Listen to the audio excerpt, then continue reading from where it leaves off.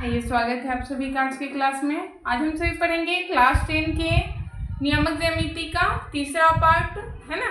कल हम जो पढ़ाए थे आप सभी को, उसमें क्या बताए थे? मूल बिंदु से किसी बिंदु की दूरी निकालना, दो बिंदुओं के बीच की दूरी निकालना, है ना, बताए थे ना। और त्रिभुज का केंद्रक निकालना, इस तरह से बताए थे बहुत सारे चीज। उन फॉर्मूलों को याद कर लीजिए, उसका एक एक प्रयोग हम भी बताएंगे, ठीक है। उसका यूज कैसे करना है वो भी सिखाएंगे, किस तरह से उस फॉर्मूले को लगा करके बनाना है। फिलहाल अभी एक फॉर्मूला यहाँ बाकी है, उसको पहले बताते हैं। यहाँ बाकी अभी त्रिभुज का क्षेत्रफल निकालने का, है ना। निर्देशांक ज्यामिति में त्रिभुज के क्षेत्रफल का क्या फॉर्मूला होता है, तो देखिए पहले हम लिख दे रहे हैं नियामक ज्यामिति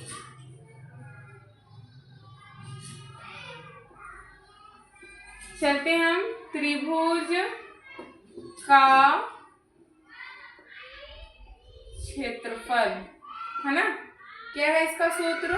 तो 1/2 बड़ी bracket x1 into y2 minus y3 plus x2 into y3 minus y1 into plus x3 into y1 minus y2 बड़ी ब्रैकेट, है ना।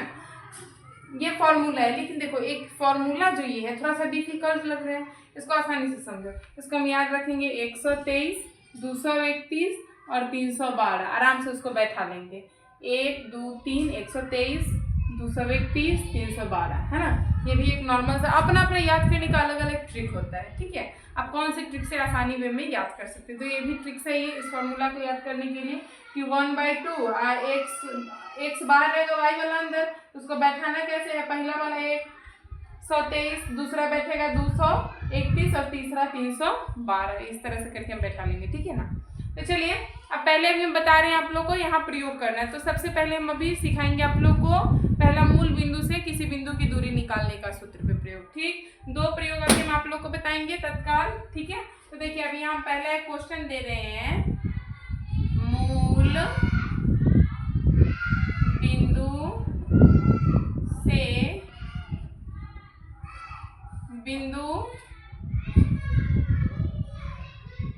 3,5 की दूरी निकाल ले।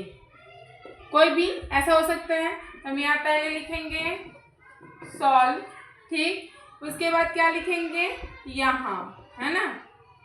यहाँ क्या हो जाएगा? x1 क्या है इसमें? 3 और y1 5। अब y1 x1 मानना जरूरी है, तो मान भी सकते हैं, नहीं भी मान सकते, तो चलिए हम यहाँ हटा दे रहे हैं थोड़ा देर के लिए, ठीक। अब इसका क्या निकालना है? मूल बिंदु से दूरी, है ना। क्या निकालना है? मूल बिंदु से दूरी। इसका सूत्र क्या होता है? √x² प्लस y², ठीक। तो आप देखिए यहाँ रूट में क्या हो जाएगा? 3 के स्क्वायर जोड़ 5 का स्क्वायर, 3 का स्क्वायर कितना आएगा? तो 9 और 5 के स्क्वायर कितना आएगा? 25। तो 9 5 16 के 6 2 और 1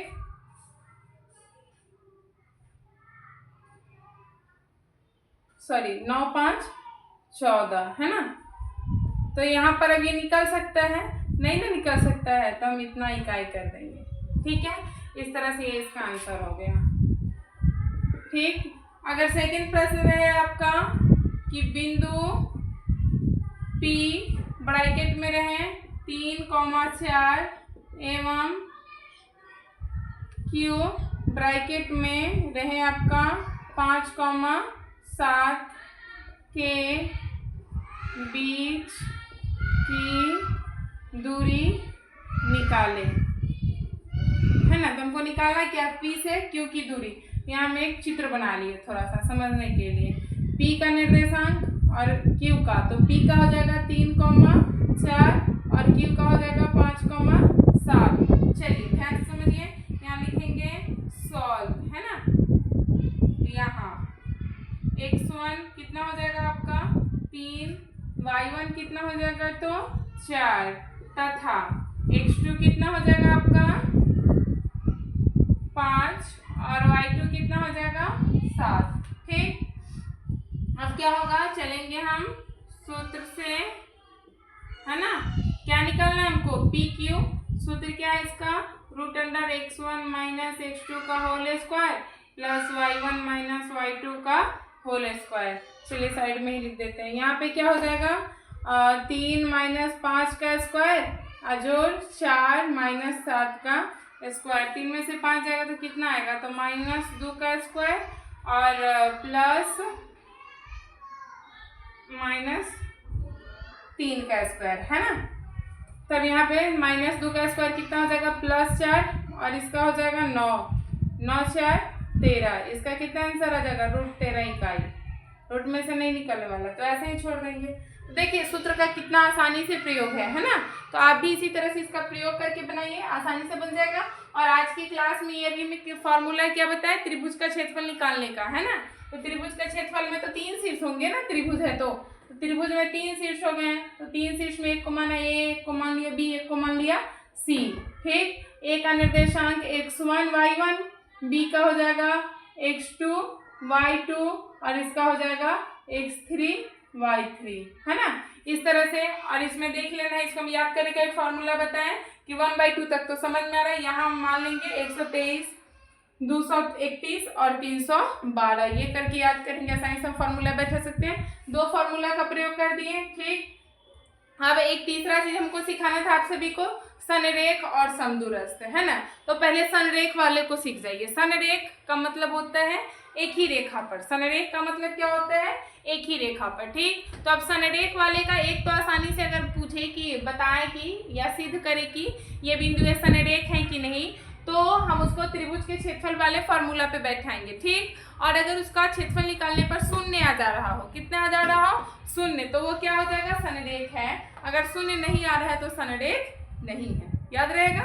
कौन सा फॉर्मूला पे बैठाना है, त्रिभुज के क्षेत्रफल वाले पे। कोई दिक्कत, इतना तो समझ लिए। अब थोड़ा सा समझाते हैं हम समदूरस्थ, ये भी बहुत इजी है। ठीक है, संरेख वाला पहले समझ लीजिए। संरेख वाले को हम क्या बताएं कि बस त्रिभुज के फॉर्मूला वाले सूत्र पे बैठाइए।